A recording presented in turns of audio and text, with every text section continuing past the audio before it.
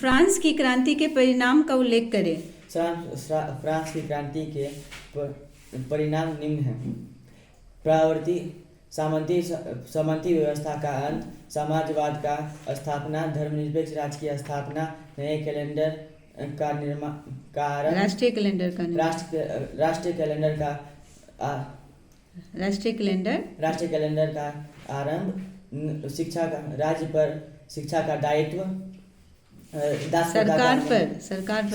सरकार पर शिक्षा का उत्तरदायित्व, जनतंत्र की अभिव्यक्ति, दास प्रथा का उन्मूलन, महिलाओं को स्वतंत्र सुविधाओं की सुविधा, सामंती व्यवस्था का अंत, धर्मनिरपेक्ष राज्य की हाँ बोलो।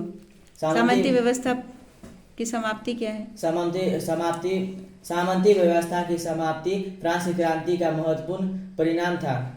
इसके परिणाम स्वरूप स्वतंत्रता, समानता और बंधुत्व के भावना का प्रोत्साहन मिला। धर्मनिरपेक्ष राज्य की स्थापना। फ्रांस की क्रांति के बाद धर्म को बुद्धिवाद का उदय हुआ, जिससे राज्य को धर्म से अलग रखा गया। इससे धर्मनिरपेक्ष राष्ट्र की स्थापना हुई। जनता को धार्मिक स्वतंत्रता प्रदान की गई। जनतंत्र व्यक्ति की महत्ता की स्थापना। अभिव्यक्ति, जनतंत्र की अभिव्यक्ति क्या थी? जनतंत्र की फ्रांस की इस क्रांति के परिणाम स्वरूप जनता को अभी अपने अभिव्यक्ति की स्वतंत्रता मिली और नेशनल असेंबली ने पहली बार व्यक्ति की महत्ता पर बल दिया और व्यक्तियों को मौलिक अधिकार और मौलिक कर्तव्य का मौलिक कर्तव्य घोषणा की। इसके परिणाम स्वरूप राजतंत्र के सिद्धांत का समाप्ति हुई और जनतंत्र की स्थापना। राजतंत्र की समाप्ति। राजा का तंत्र। अच्छा हाँ, राजतंत्र की समाप्ति हुई, स्थापना हुई। दास प्रथा का उन्मूलन। फ्रांस की क्रांति का महत्वपूर्ण कारण था। 1760 महत्वपूर्ण परिणाम हुआ, कारण नहीं, दास प्रथा। हाँ ठीक है, आगे बोलो। सन 1794 में 1794 में दास मुक्ति कानून द्वारा कन्वेंशन ने दास मुक्ति कानून पारित किया। दास मुक्ति कानून पारित किया, जिसके अंतर्गत दास आगे चलकर नेपोलियन ने इसे समाप्त कर दिया था। फिर बाद में 1848 में इसे फिर से लागू कर दास प्रथा को पूर्ण उन्मूलन किया गया। समाजवाद का प्रारंभ।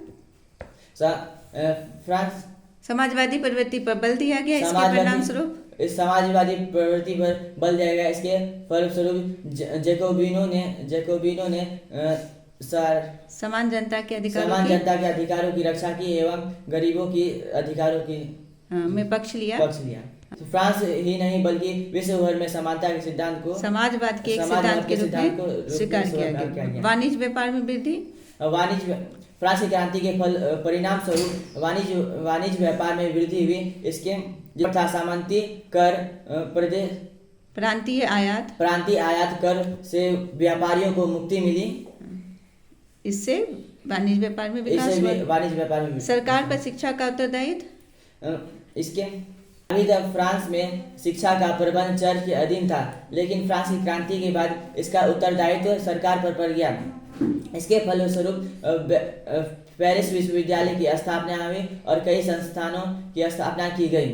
अब पेरिस हो गया। संस्थानों के शोध फ्रांस में खोले। राष्ट्रीय कैलेंडर। फ्रांस में नए कैलेंडर का आरंभ हुआ।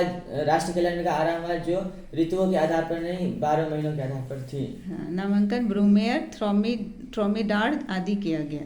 बांटकर नया नामांकन ब्रूमेयर, थ्रोमिडार आदि किया गया। महिलाओं की सुविधा की प्राप्ति।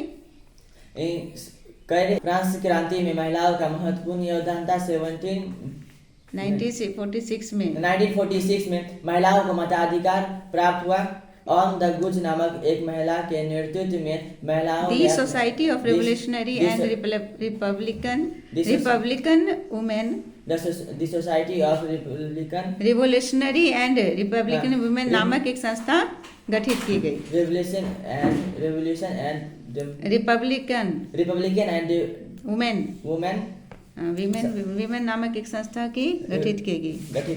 इसके नेतृत्व में महिलाओं को पुरुषों के समान अधिकार दिए गए, राजनीतिक अधिकार दिए गए। राजनीतिक अधिकारी की मांग को स्वीकार कर लिया गया।